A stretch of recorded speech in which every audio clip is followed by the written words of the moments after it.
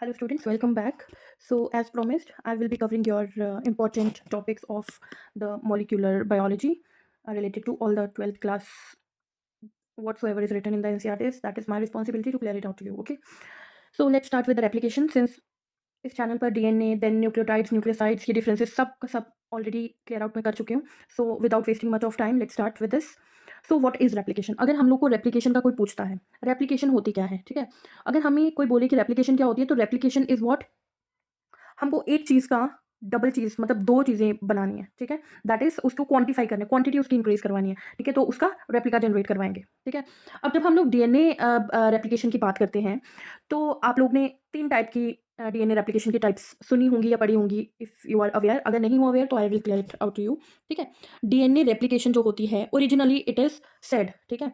ये ऐसा बोला जाता है थ्योरेटिकली कि they it is of 3 types. Conservative, I am lacking the space, so I'll write it here.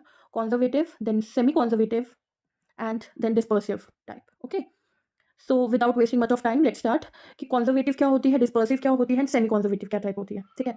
देखिए, कॉन्जर्वेटिव वो टाइप होती है अगर सपोज हमारे पेरेंटल डीएनए जो है वो रेड कलर का है, ठीक है. तो जब ये रेप्लिकेट करेगा तो यहाँ पर एक कॉपी तो एज सच पेरेंटल डीएनए की आएगी, लेकिन दूसरी कॉपी जो है वो टोटली न्यू कॉपी आएगी. ये कॉन्जर्वेटिव डीएनए रेप्लिकेशन का मॉडल कहता है, ठीक है. बल्कि it is not accepted, obviously it is not accepted, ठीक है. कंजर्वेटिव क्या बोलता है कि जो पेरेंटल डीएनए है जब वो आगे रेप्लिकेट करता है तो एक तो पूरी की पूरी पेरेंटल डीएनए की कॉपी होती है और जो नेक्स्ट जो सेकंड वाला पार्ट होता है that is totally new DNA which is not possible, ठीक है. क्योंकि कहीं ना कहीं से कुछ तो ओरिजिन होना चाहिए, कुछ तो वो उसको जो है ना कोई कोई ट्रिगरिंग पॉइंट होना चाहिए जिसके कारण जो है पूरा का पूरा डीएनए मिक्स एंड मैच एक अप टू अ लिमिट ही होता है. अगर आप उससे ज्यादा बोलोगे नहीं हो सकता, कोई इनिशिएशन होना चाहिए. यहाँ पर थोड़ा सा चेंज आया होता है ऐसे ऐसे कर देन ये न्यू कॉपी बनी होती है ना. तो कॉन्जर्वेटिव तो टोटली डिनाइबल ही है, ठीक है. सेकंड ये टाइप है हमारी सेमी कॉन्जर्वेटिव. तो सेमी कॉन्जर्वेटिव में क्या है बच्चे कि अगर ये हमारा पेरेंटल डीएनए है, ठीक है, तो ये बोल रहा है कि पेरेंटल डीएनए की जब आगे रेप्लिकेशन होती है तो उसमें एक कॉपी तो ऐसा ही आएगी, ये पेरेंट की कॉपी, ठीक है. ये तो ऐसा आएगी दोनों जगह, लेकिन एक एक स्ट्रैंड इनका जो है वो न्यू ऐड हो जाएगा, ठीक है. Semi conservative. सेमी कॉन्जर्वेटिव मतलब आधा तो इन्होंने स्ट्रैंड जो है एज सच कंजर्व्ड आया, that is parents to offsprings वो कंजर्व होकर आया. अगर पेरेंट्स ने 1 2 3 ऐसे सीक्वेंस भेजा था तो यहाँ पर भी रेड में 1 2 3 ऐसे सीक्वेंस आएगा. लेकिन जो 4 5 6 जो है इस टाइप का सीक्वेंस जो है वो इस डीएनए के साथ अलाइन करके न्यू बनेगा, ठीक है. ओके. ये डीएनए टेम्पलेट हो जाएगा और इसके बेसिस पर न्यू कॉपी बनेगी तो विच विल बी जनरेटेड, ठीक है. तो ये जो है न्यू कॉपी आएगी लेकिन आधा जो है वो कंजर्व्ड है, ठीक है. लेकिन डिस्पर्सिव क्या बोलता है, डिस्पर्सिव हमें बोलता है कि अगर ये डीएनए की पेरेंटल डीएनए है तो रेप्लिकेशन के टाइम पर ये, अब क्योंकि स्पेस कम है तो मैं ऐसे ही आपको बता दूंगी, लेकिन ये 2 कॉपीज कर लेना आप, ठीक है. तो वैसे ही सेम ये बोलता है कि पैचेस में जो है डीएनए जो है न्यू कॉपी जो है जनरेट हुई थी, ठीक है. ये बोलता है डिस्पर्सिव. समझ में आ गया आई होप. कंजर्वेटिव में बोलता है कि पूरा का पूरा कंजर्व सीक्वेंस है, that is parents to offspring जो है एक पूरा का पूरा कंजर्व सीक्वेंस आया है और एक टोटली न्यू जो है सीक्वेंसेस जनरेट हो गया out of nowhere which is not possible obviously. Okay. Then dispersive बोलता है कि ये जो है पैचेस में जो है न्यू डीएनए जो है वो ओरिजिन हुआ है, ठीक है. ओरिजिन होता है. It is totally a theoretical concept क्योंकि जब एक्सपेरिमेंट करा गया तो एक्सपेरिमेंट पर जो है देखिए रेप्लिकेशन क्या होगा पता चल गया, ठीक है. तो एक्सपेरिमेंटल एविडेंस इसका क्या है वो है कि जो मेसल्सन एंड स्टाल का एक्सपेरिमेंट है, ठीक है. मेसल्सन एंड स्टाल ने क्या करा था मैं आपको इन जनरल मैं आपको बता देती हूँ, बाकी आप लोग लैंग्वेज खुद रीड कर लेना, ठीक है.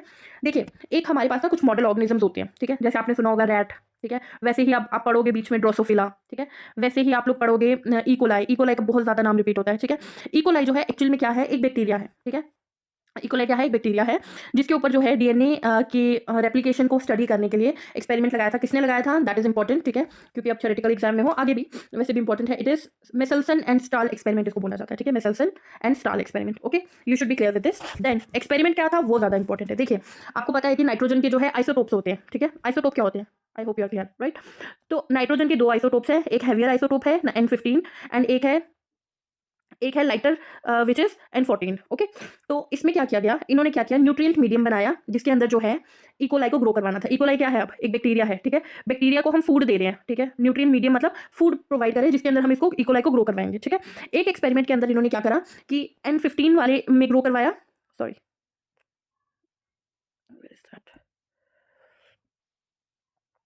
N15 वाले में ग्रो करवाया, एक में उन्होंने क्या करा N14 वाले में ग्रो करवाया, ठीक है. अब देखिए, जब इसकी सेंट्रीफ्यूगेशन करी गई, ठीक है, जब सेंट्रीफ्यूगेशन करी गई N15 वाले की, ठीक है, सॉरी, पहले क्या किया गया देखिए बच्चे, पहले उसको एक न्यूट्रिएंट मीडियम बनाया गया, ठीक है, जिसके अंदर क्या किया गया आपको मैं ऐसे बताती हूँ. इकोलाई को लिया गया, उसके अंदर उसको ग्रो करवाया, किसके अंदर ग्रो करवाया, एक न्यूट्रिएंट मीडियम के अंदर, ठीक है. न्यूट्रिएंट मीडियम के अंदर उसको ग्रो करवाया, ठीक है। तो न्यूट्रिएंट मीडियम के अंदर क्या किया, जैसे हाँ, एक में तो N14 को इंट्रोड्यूस किया गया, एक न्यूट्रिएंट मीडियम में N15 को इंट्रोड्यूस किया गया, ठीक है। तो ऑब्वियसली जो सपोज कि ये ग्रीन वाला डीएनए जो है वो N14 वाला है और ये जो रेड वाला है ये N15 वाला है, ठीक है। फिर इसको क्या किया गया, N15 को जो है N14 के साथ मिक्स किया गया, ठीक है। अब इन दोनों को जो है 20 मिनट के लिए इनका एक्सपेरिमेंट लगाया गया, ठीक है। मतलब N15 डीएनए को जो है वो N14 वाले में, N14 मीडियम के अंदर जो है, न्यूट्रिएंट मीडियम के अंदर जो है वो है, तो यहाँ पर भी बैक्टीरिया ही है और यहाँ पर भी बैक्टीरिया ग्रोन है। तो इस बैक्टीरिया को जो है अब N15 वाले बैक्टीरिया को उठाकर जो है N14 मीडियम में जो है डाल दिया गया, ठीक है। तो अब क्या हुआ, यहाँ पर जब एक्सपेरिमेंट के बाद सेंट्रीफ्यूगेशन करी गई, तो अगर तो देखो ये आना चाहिए था एक्सपेरिमेंट का पॉसिबल रिजल्ट, ये होना चाहिए था, ये 3 ऐसे है, ठीक है। होना ये चाहिए था कि N15 की लेयर यहाँ पर बननी चाहिए थी, ठीक है। N14 की यहाँ पर बननी चाहिए थी क्योंकि ये लाइटर डीएनए है, ये हैवियर डीएनए है, ठीक है। लेकिन रिजल्ट में क्या आया, रिजल्ट में आया यहाँ पर इन बिटवीन। तो दैट मीन्स कि यहाँ पर जो है, दैट मीन्स कि यहाँ पर जो है क्या हुआ है, यहाँ पर क्या हुआ है, N14 और 15 को जब इंट्रोड्यूस करवाया गया, N14 को जब इंट्रोड्यूस करवाया गया, N15 को जब इंट्रोड्यूस करवाया गया N14 के अंदर, तो यहाँ पर एक हाइब्रिड बना। दैट मीन्स कि यहाँ पर एक तो N14 आया, एक स्ट्रैंड, दूसरा स्ट्रैंड जो वो N15 आया, ठीक है। क्योंकि हाइब्रिड आने का मतलब क्या है, इन बिटवीन का डीएनए आने का मतलब कि 14 और 15 मिले हैं कहीं पर, ठीक है। क्योंकि अकेला 14 होता तो लाइटर बैंड आता, N15 होता विच इज हैवियर तो वो यहाँ पर आता, ठीक है ना। लाइटर मॉलिक्यूल कहाँ जाते हैं, लाइटर मॉलिक्यूल्स हमेशा ऊपर की तरफ जाते हैं और हैवियर जो है हमेशा सेटल डाउन करते हैं, ठीक है। ये लेकिन ना नीचे आया ना ऊपर बैठा, ये कहाँ आकर इन बिटवीन बैठा। तो दैट मीन्स कि N15 और 14 जो है उन्होंने कुछ हाइब्रिड बनाया है। तो यहाँ से इस एक्सपेरिमेंट से ये प्रूव हुआ कि जो हमारे डीएनए रेप्लिकेशन जो है वो कभी भी ना वो कंजर्वेटिव होती है ना वो डिस्पर्सिव होती है। वो कौन सी टाइप होती है, वो हमेशा सेमी कंजर्वेटिव मोड में होती है। दैट मीन्स कि एक स्ट्रैंड उसमें जो है पेरेंटल डीएनए होता है और दूसरा स्ट्रैंड उसका जो है वो क्या बनता है, न्यू स्ट्रैंड बनता है, ठीक है। वो न्यू टेम्पलेट बनता है, ठीक है, सॉरी स्ट्रैंड बनता है, नॉट टेम्पलेट। समझ में आ गया आपको कि उन्होंने किया क्या इसके अंदर, एक शॉर्ट में बता रही हूँ। ओवरऑल एक्सपेरिमेंट क्या हुआ कि उन्होंने एक बैक्टीरिया लिया, ठीक है, जिस बैक्टीरिया का नाम क्या है, इकोलाई, ठीक है। देखिए आप सुनते जाइए साथ साथ में, ठीक है। एक्सपेरिमेंट किसने किया, मिचेल्सन एंड स्टाल ने, ठीक है, 1958 के अंदर। एक्सपेरिमेंट क्या करा उन्होंने, इकोलाई को लिया, इकोलाई जो है एक बैक्टीरिया है, ठीक है। उसके लिए उन्होंने 2 मीडियम बनाए, N15 वाला मीडियम बनाया और N14 वाला मीडियम बनाया, ठीक है।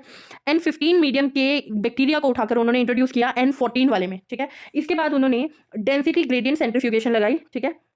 उसको उसके अंदर उनको जो है बैंड्स जो है वो कहाँ पर मिले, इन बिटवीन बैंड्स मिले, मतलब यहाँ पर N14 और N15 का मिक्सचर बना था, ठीक है। तो यहाँ से इस एक्सपेरिमेंट से ये हमें पता चला कि जो डीएनए की जो रेप्लिकेशन होती है वो हमेशा किस टाइप में होती है, सेमी कंजर्वेटिव टाइप में, ठीक है। दैट इज कि डीएनए रेप्लिकेशन जो है वो किस किस फॉर्म में होती है, किस के अकॉर्डिंग होती है, वो सेमी कंजर्वेटिव मॉडल के अकॉर्डिंग होती है, ठीक है। This is clear, I hope it is clear. Now let's move on. अब ये सारी की सारी लैंग्वेज रीड करना जो है वो आपका काम है, बिकॉज यही यही सब लिख रखा है इसमें, ठीक है। अगर आपको कहीं डाउट्स होंगे you can ask me, but यही है, ठीक है। नाउ देखिए, अब ये तो हो गया, आपको पता चल गया कि डीएनए रेप्लिकेशन किस टाइप की होती है, ठीक है। लेकिन अब हमें ये भी पता करना है कि डीएनए रेप्लिकेशन इतनी सिंपल तो नहीं होता होगा, क्योंकि एक अगर आपकी बॉडी के अंदर हम बोल रहे हैं कि जेनेटिक मटेरियल ही हमारा डीएनए है, ठीक है, जेनेटिक मटेरियल डीएनए है, तो दैट मीन्स कि अगर डीएनए के अंदर हल्की सी भी चेंज आई तो हमारी बॉडी पर उसका क्लियर इंपैक्ट पड़ेगा, राइट।